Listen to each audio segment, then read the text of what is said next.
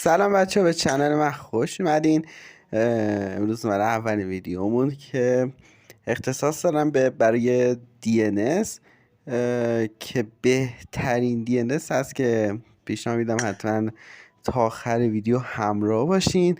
پینگ 20 میده، پینگ 20 ثابت، زیر 50 هست پینگش. حالا برای بعضی اینترنت ها که قوی است پینگ 20 میده. پس آخر ویدیو با من همراه باشین، بریم سراغ آموزش.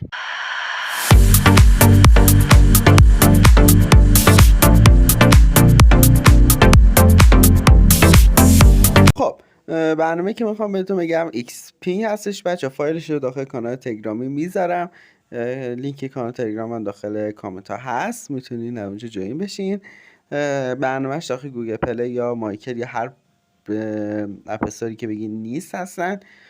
خب شما وقتی که بیاین داخل XPing، اینترنت هم فرق نداره چی باشه، اینجا کانال تلگرام دارن این برنامه و حالا اگه نخواستین جوین بشین بستن بزنین. خب بستنی که بزنین اینجا این صفحه براتون میاره بالا که قسمت اولش خونه است که اینجا سرور رو باید وصل کنین.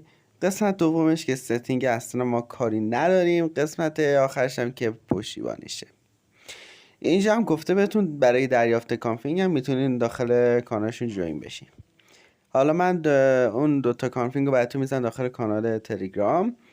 میتونین فایل کانفیگ رو میزنن داخل کانال تلگرام، میتونین همونجا دانلود کنین و داخل این برنامه بزنین. حالا چجوری فایل رو وارد کنیم؟ اینجا روی به اضافه که شما بزنین، خب اینجا روی به اضافه که زدین یه همچی چیزی براتون میاره. وارد کردن فایل رو میزنین. خب اینجا که وارد کردن فایل رو بزنین یه همچی فایلی و یه همچی چیزایی براتون میاره فایلاتون رو، و این دوتا فایل رو شما باید انتخاب کنید، اونایی که دانلود کردین. الان مثلا X Gaming رو من انتخاب میکنم اینو.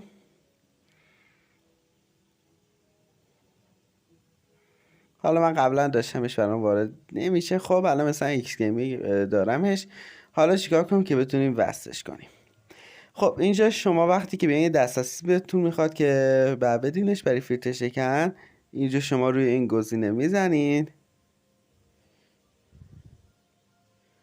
براتون وصل میشه و بچه پینگ خیلی خیلی خوبی بهتون میده. پیشنهاد میدم حتما استفاده کنید و برای قطعیش هم دوباره بزنید روش قطع میشه. و اگه خواستین حذف کنید یه فشار میدین اینجا، حذف رو میزنید. خب بچه سروراش مثلا این آمریکا، این چی بهش میگن، امارات، اونم ترکیه هست و پینگ ثابت بهتون میده، ریجستر خیلی خیلی گاد بهتون میده. امیدوارم از این آموزش خوشتون باشه. بچه حتما برنامه اکانت تلگرام دانلود کنید، به خاطر اینکه اصلا برنامه شاخه گوگل پلی نیست و حتما اگه دوست داشتین جوین باشین، چون خبرهای جدید میذارم داخل کانال. و همچنین کانال من رو سابسکرایب کنید، زنگوله ریال بزنید تا یه ویدیو دیگه یا آموزش دیگه از چنل من. خدا نگهدار.